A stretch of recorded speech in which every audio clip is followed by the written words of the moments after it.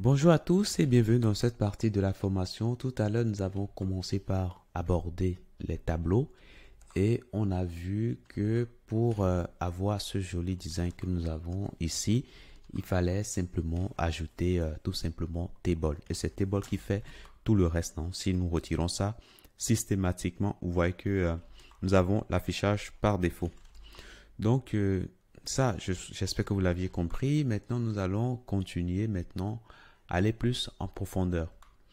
Alors, ici, lorsque nous descendons légèrement ici, nous allons voir que on peut également associer des couleurs aux cellules de notre tableau.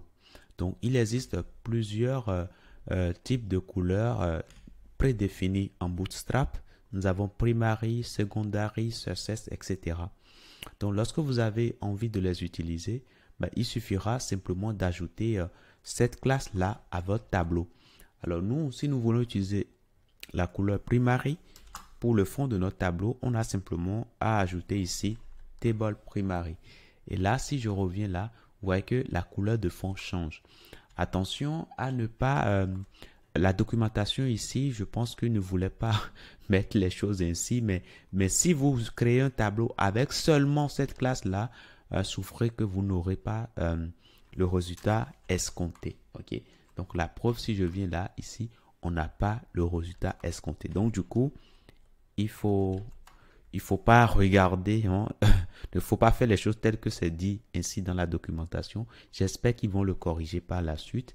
Donc voilà. Donc du coup, vous pouvez essayer hein, toutes ces couleurs-là et voir un peu ce que ça donne. Alors, ce que nous avons fait tout à l'heure, là, c'est vraiment sur le tableau en entier, mais vous pouvez l'utiliser uniquement sur des lignes. Hein, ok?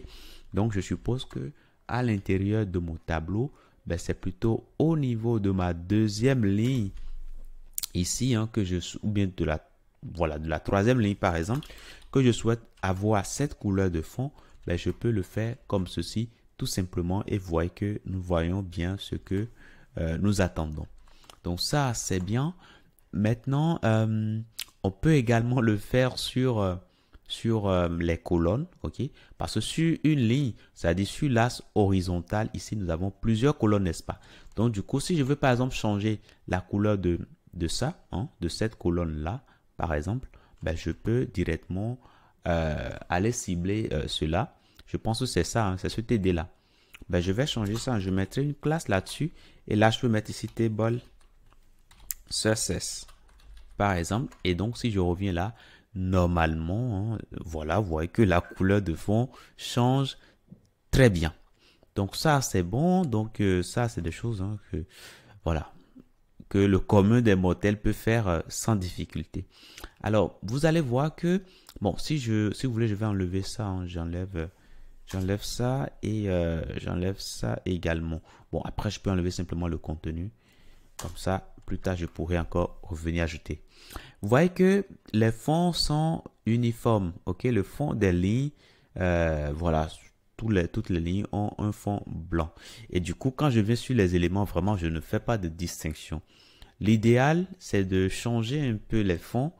Et ça, nous pouvons le faire directement avec Table Striped. Ok, voilà. Donc, une fois encore, ça s'ajoute directement à notre classe de notre tableau. Ok.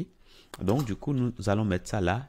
Et si je reviens ici, qu'est-ce que vous voyez? Vous voyez qu'il y a un changement au niveau de la couleur.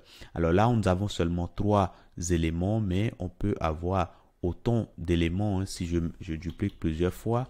Là, je reviens là, vous voyez que vraiment, on voit vraiment la différence en passant d'une ligne à une autre. Donc ça, c'est bien. Et ça, également, ça marche avec les thèmes, hein, avec les couleurs de fond que nous avons vu plus tôt. Ok, table success, que vous mettiez ça également, ben ça va bien fonctionner. Ok, donc ça, c'est bon. Maintenant, nous allons continuer encore dans la documentation. Alors ça, vous pouvez le faire, c'est juste, ils ont utilisé le fond dark, donc ça c'est bon. Et on peut continuer également, vous voyez que voilà, ça nous venons de voir ça tout à l'heure. Donc ça, c'est bon. Maintenant, lorsqu'on vient sur un élément, on peut également avoir envie de changer légèrement le fond. Et ça, c'est possible grâce à Table Over. Donc, nous pouvons le mettre directement sur voilà, l'élément Table. Et là, normalement, si nous venons là, vous voyez qu'il y a des changements hein, dès lors qu'on passe sur les éléments. Donc ça, c'est bon. Et puis, on peut continuer encore. Donc, il y a pas mal de mots-clés hein, que vous pouvez utiliser dans vos classes, dans la classe de vos éléments pour tout simplement styler. Hein, voilà.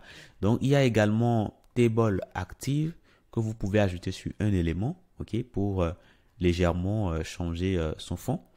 Donc, si vous voulez, on peut l'ajouter sur notre premier élément, par exemple là. Sur le deuxième élément, on peut l'ajouter par exemple. Donc, je vais regarder le deuxième élément, c'est bien ça. Hein? Donc, je vais l'ajouter au niveau de TR. Donc, si je reviens là, vous voyez qu'il y a un changement du fond. Okay? Le fond devait être ce fond-là. Okay? Le fond qu'on a pour la ligne marque ici. Mais là, vous voyez que, vu qu'on a mis actif dessus, il y a un changement. Donc, voilà. Ça, c'est bon.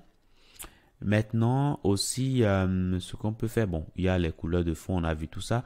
Donc bref, voilà un peu ce que je tenais à vous dire sur les couleurs. Une fois encore, revenez hein, sur la documentation.